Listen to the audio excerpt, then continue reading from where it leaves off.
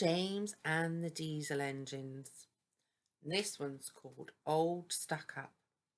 The Fat Controller preferred steam engines on his railway, but he found diesels useful because they could pull either coaches or trucks. "You're versatile," he would say to them.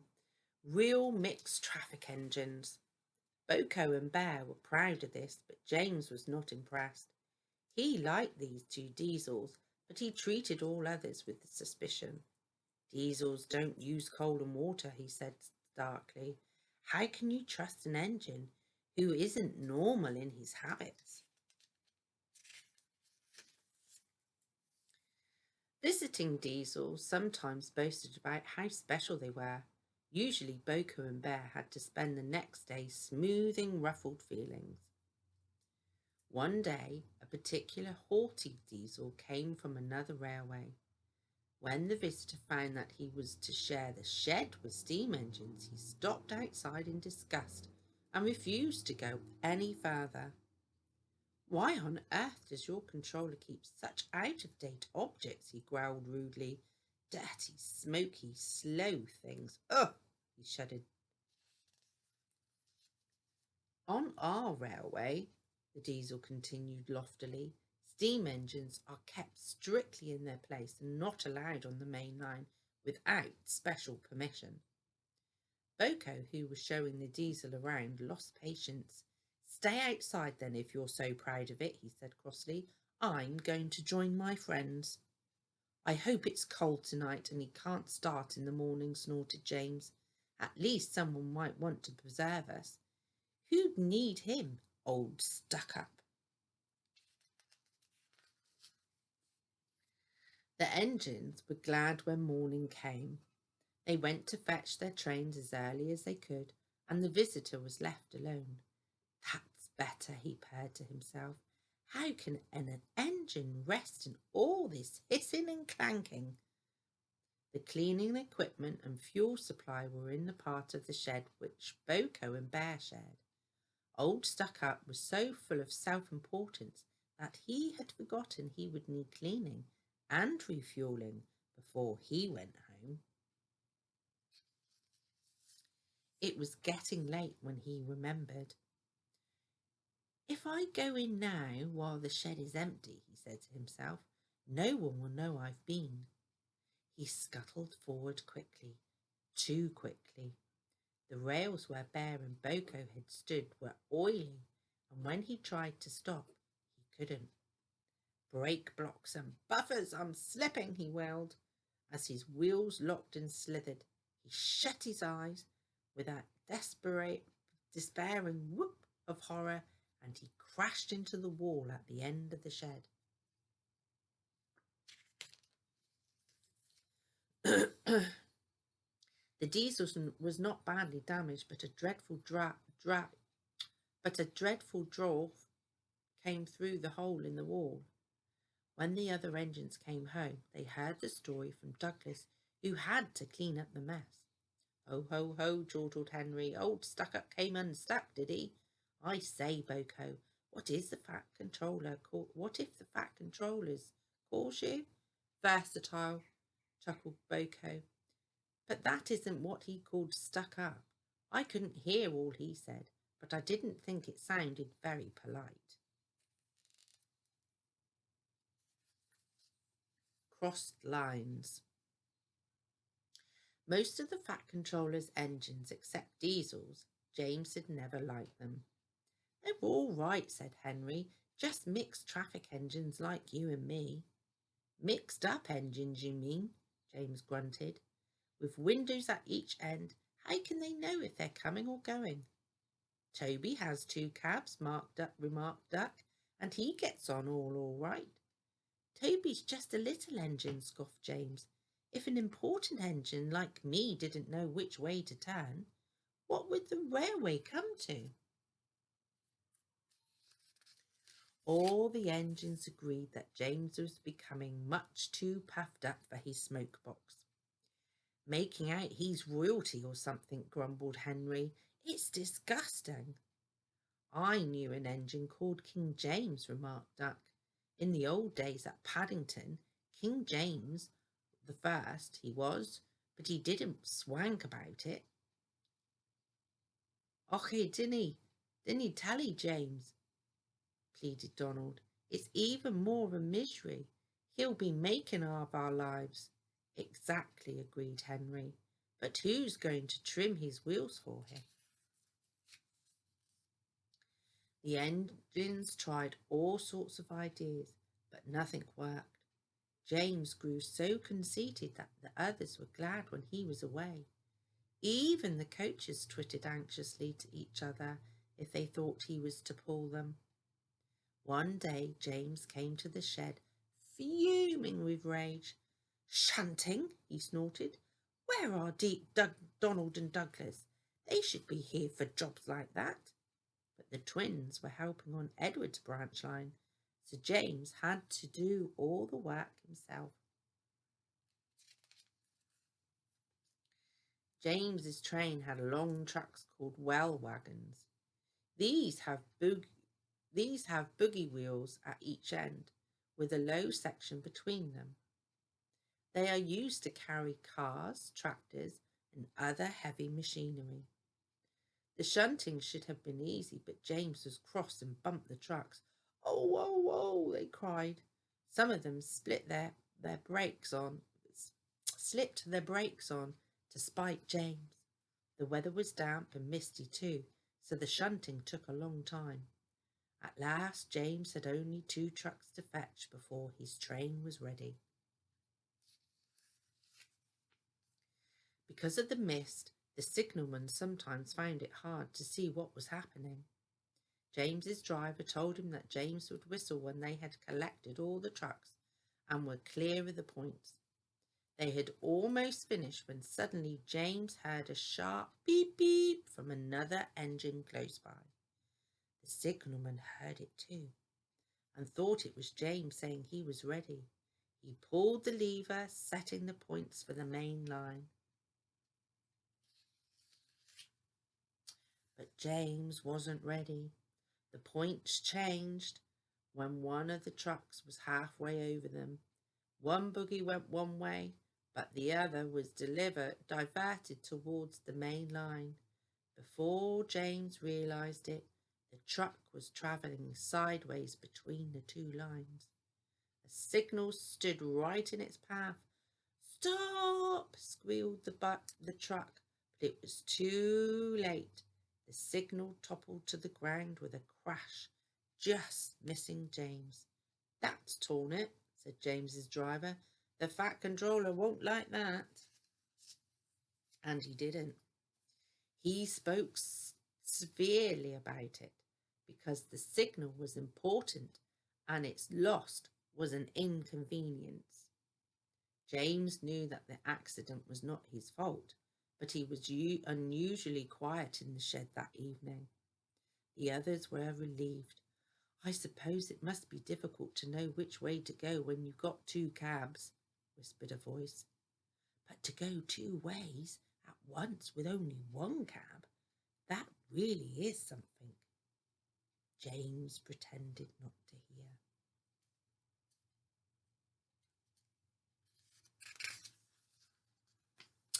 Fire engine. "Flying Scotsman and my brothers are all green," explained Gordon one night in the shed. "It was all very well in its way, but I now prefer my blue.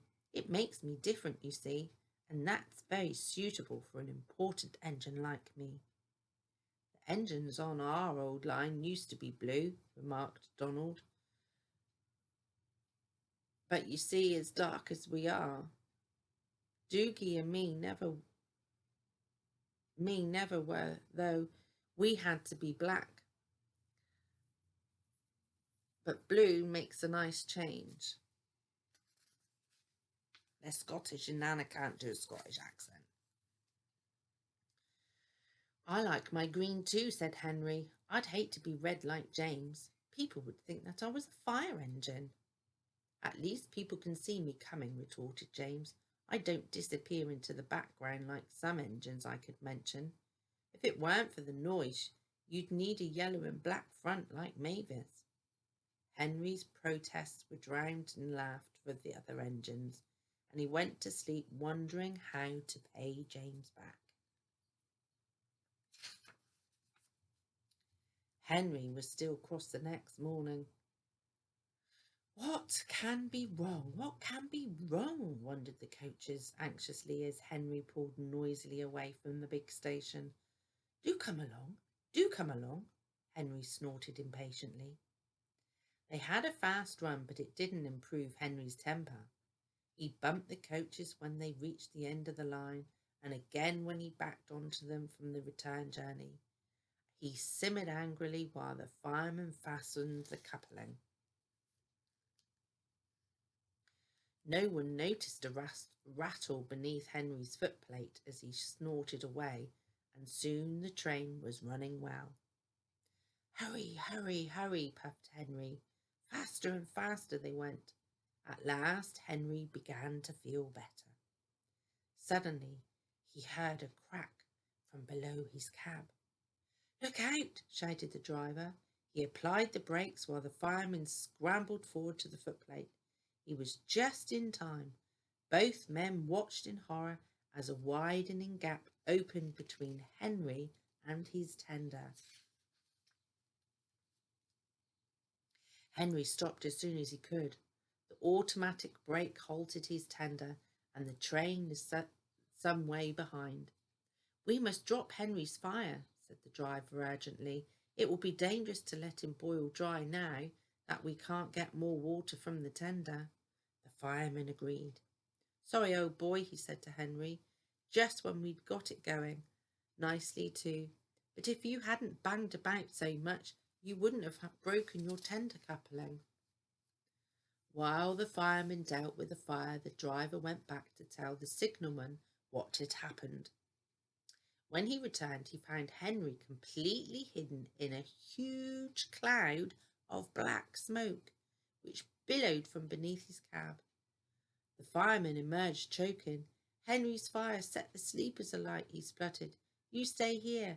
I'm going to telephone for the fire brigade. The driver eased Henry clear of the blaze, and then Edward came to take his train. Henry felt most uncomfortable. Workmen made Henry a temporary coupling. They rejoined him to his tender, and then the driver and the fireman lit a new fire and drove him gently home. Edward, who had of course seen everything, told the others. They were careful what they talked about that night. As for Henry, he was touchy on the subject of fires for some time afterwards. But James was quick to notice that from then on, Henry stopped making rude remarks about the colour of the fire engines. Deep freeze. Winter had come, and for many days now had held everything in an icy grip.